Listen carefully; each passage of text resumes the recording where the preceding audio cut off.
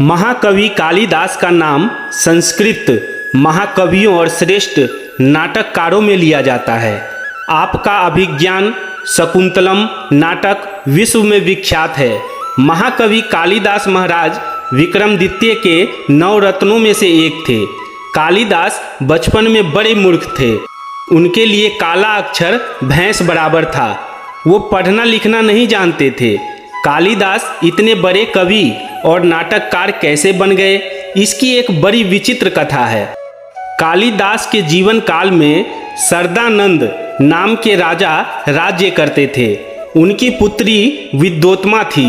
वह बहुत सुंदर थी और परम विदुषी थी और परम ज्ञानी भी थी। उसकी सुंदरता और ज्ञान की चर्चा दूर दूर तक फैली हुई थी। विद्योत्मा की प्रतिज्ञा थी कि वह उसी व्यक्ति के साथ विवाह करेगी जो उसे शास्त्रार्थ में हरा देगा। बड़े बड़े विद्वान शास्त्रार्थ करने आए किंतु विद्योत्मा को हरा न सके। पंडित लोग उससे जलने लगे और विद्योत्मा से बदला लेने का निश्चय किया। उन्होंने किसी महामूर्ख के साथ उसका विवाह करा देने का निश्चय कर लिया और वो महामूर्ख की खोज में निकल पड़े। खोज करते करते उन्होंने एक मूर्ख व्यक्ति को देखा। वह मूर्ख व्यक्ति जिस डाल पर बैठा था उसी को काट रहा था। उन्होंने उसे बुलाया और कहा कि हम तुम्हारा विवाह एक सुंदर राजकुमारी के साथ करा देंगे, परंतु शर्त यह है कि तुम कुछ भी मत बोलना। मूर्ख राजी हो गया। पंडितों ने उसे बहुत कीमती वस्त्र पहनाए और विद्योत्मा के पास शास्त्रार्थ के लिए ले गए।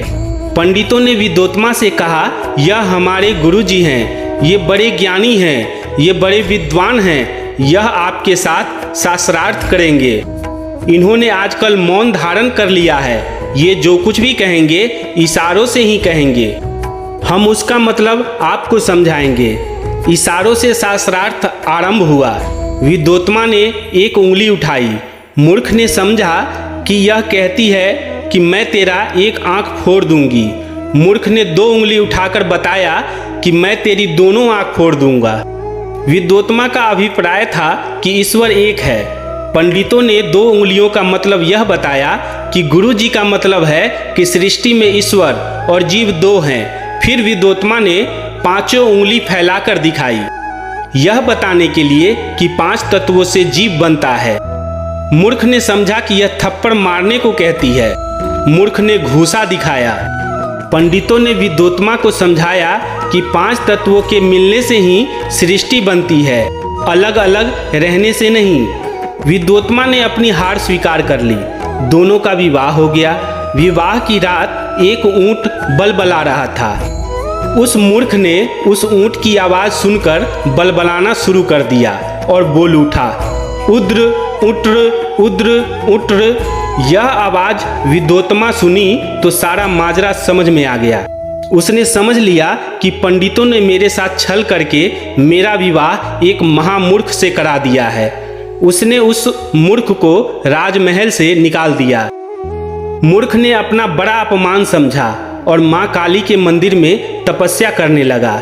माँ काली के मंदिर में इस मूर्ख ने एक आवाज सुनी, तू कठिन परिश्रम कर, विद्याध्ययन कर। माँ काली की आज्ञा से उसने कठिन परिश्रम करना आरंभ कर दिया और अपना नाम कालिदास रखा। कालिदास जब घर आए तो उन्होंने आवाज दी, हे सुंदरी, दरवाजा खोलिए। यह सुनकर विद्योत्मा ने कहा, लगता है कोई विद्वान आया है। कालिदास को सामने पाकर वह आश्चर्यचकित रह गई।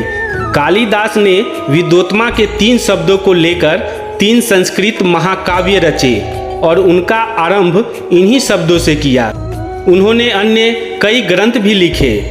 इस घटना से कई संदेश प्रवाहित होते हैं। कालिदास ने तो अपनी पत्नी की लताड़ खाकर स्वयं का उद्धार कर लिया, किंतु हमें ऐसे धूर्त विद्वानों से सावधान रहना चाहिए जो आज भी विद्वता का चोला ओढ़कर समाज में कभी भी अपना स्थान बना लेते हैं और कुछ लोगों की सहायता से संस्था आदि पर कब्जा जमा लेते हैं। फिर संस्था के धन को तो किसी न किसी प्रकार से हड़प ही लेते हैं। संस्था के विश्वसनीयता का लाभ उठाकर समाज को ठगते रहते हैं।